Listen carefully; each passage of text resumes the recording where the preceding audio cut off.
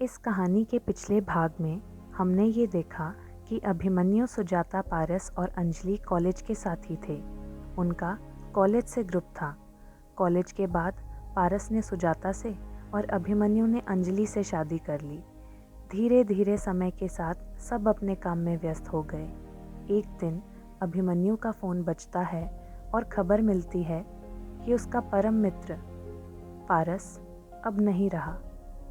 तो आइए देखते हैं आगे की कहानी किस ओर रुख करती है।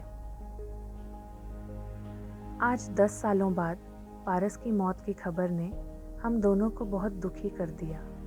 अखबार में पेज 3 पर पारस को श्रद्धांजलि का विज्ञापन छपा था।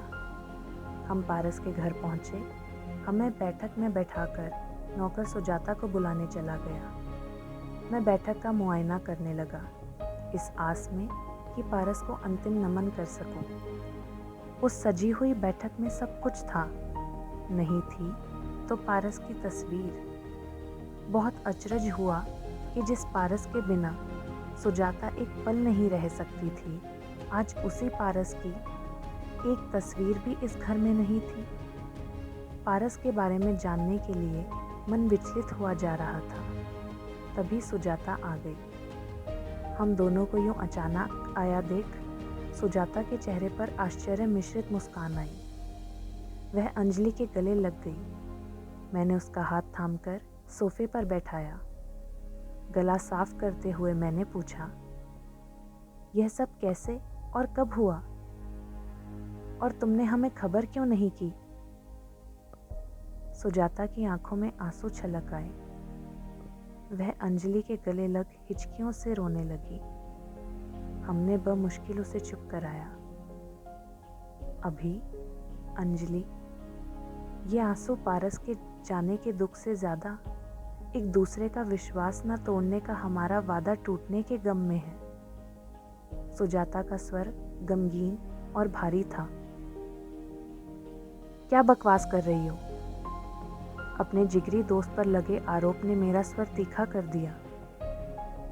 हाँ अभी, बिल्कुल तुम्हारी तरह ही मैं भी बौखलाई थी जब मुझे एहसास हुआ कि पारस के किसी और से संबंध है। तुम्हें कैसे पता? मेरा मन अभी भी मानने के लिए तैयार ना था। पारस 6 महीने के लिए कंपनी के काम से जापान गया। पहले भी वह काम के सिलसिले में कई बार अमेरिका से बाहर गया था। जब वह लौटा तो बहुत चुप और उदास था। मेरे पूछने पर वह मुझसे माफ़ी मांगने लगा। मैं बुत्सी हो गई, संज्ञा शून्य हो गई। सुजाता की आवाज़ में अवसाद भर गया। हमें तो जैसे काट मार गया था। कुछ समझ ही नहीं आ रहा था कि क्या कहें क्या करें। यह तो अपने सबसे भयानक ख्वाब में भी नहीं सोचा था कि जो पारस मेरा प्यार है, मेरे जीने की वजह है, मेरी आत्मा है, वह मेरे साथ ऐसा कुछ कर सकता है। मैं वहां से उठकर दूसरे कमरे में चली गई। कई दिन तक खुद को झुठलाती रही कि यह सब झूठ है, वो मजाक कर रहा है। सुजाता की आंखों में वे दिन एक बार फिर घूमने लगे। हम दोनों तो सुन से सब कुछ बस सुन रहे थे। पारस की अपराध और ग्लानि से भरी आंखों ने मेरा भ्रम तोड़कर रख दिया। उसके बार बार माफ़ी मांगने पर मैंने उससे पूछा कि अगर यही गलती मुझसे हुई होती तो क्या तुम मुझे माफ़ कर देते पारस? क्या पहले की तरह अपना लेते? पारस ने कहा, पता नहीं। पारस के इन 2 शब्दों ने मेरी दुविधा का अंत कर दिया। मैं सब कुछ बर्दाश्त कर सकती थी, लेकिन अपनी आत्मा का कहीं और जाना कैसे बर्दाश्त करती अभी?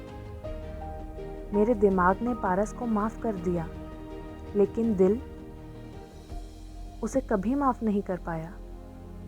दिल का वह कोना जहाँ पारस बसता था आज भी खाली है अंजलि। सुजाता ने अंजलि की आंखों में देखा तो वहां पसरे शून्य से वह भी एक बारगी तो घबरा ही उठी। मैं क्या? अंजलि बात पूरी ना कर सकी। बहुत खोजने के बाद भी मुझे समझ नहीं आया कि पारस ने ऐसा क्यों किया। कब मेरे और पारस के विचार इतने बदल गए? वे 6 महीने मैं भी तो अकेली थी। मेरे भी आसपास बहुत से लोग थे जो पारस से कहीं ज़्यादा हैंडसम, केयरिंग और मेरे शुभचिंतक थे। इस सब के बाद भी ये ख्याल मेरे मन में क्यों नहीं आया? क्यों मैं समर्पित रह सकी लेकिन पारस नहीं रह पाया? अंजलि, शायद तुम जवाब दे सको अभी। सुजाता की इस बात का मैं क्या जवाब देता? पारस ऐसी भयानक गलती करेगा यह तो मैं सोच भी नहीं सकता था। मैं अंतस-तक आहत थी, लेकिन मेरी आत्मा पर कोई उंगली उठाए यह शायद मुझसे बर्दाश्त न होता। बच्चों, माँ, बाबूजी और मम्मा पापा के साथ ही पूरे समाज के सामने हमने सदा आदर्श कपल ही रहे थे। दिल के खाली हो गए कोने भरना लेकिन संभव ना था। मैंने खुद को रिसर्च में झोंक दिया। अब जीने का कोई मकसद ही नहीं बचा था। पारस के अपराध बोध ने उसे दिल का मरीज बना दिया। मैंने उसकी बहुत सेवा की, लेकिन खुद से किए इस विश्वासघात ने उसे अंदर ही अंदर तोड़ दिया। एक रात वह ऐसा सोया कि फिर कभी उठ ही ना सका। कभी लगता है उसकी एक भूल ने उसकी जान ले ली, कभी लगता है उसकी जान ऐसे ही जानी थी तो इसलिए उससे यह भूल हुई। सुजाता की इस बात से मेरे अंदर भी कुछ तड़क सा गया। सुजाता ने कोर पर आई नमी हौले से पहुंची। बच्चे बड़े हो गए, उन्होंने अमेरिका में ही अपने अपने जीवन साथी खोज लिए। पारस और मेरी आत्मा ही हमारे रिश्ते का विश्वास थी। पारस की तस्वीर मुझे हर पल हमारी मृत आत्मा की याद दिलाती और मेरा जीना मुश्किल हो जाता। मैं पारस को हमेशा एक प्यार करने वाले साथी के रूप में याद करना चाहती हूँ। इसी कारण से मैंने घर में पारस की एक भी तस्वीर नहीं लगाई है। मैंने ठीक किया ना अभी? हमारे पास इस सवाल का कोई जवाब ना था। भीगी आंखें और टूटे मन लिए हम उठ खड़े हुए।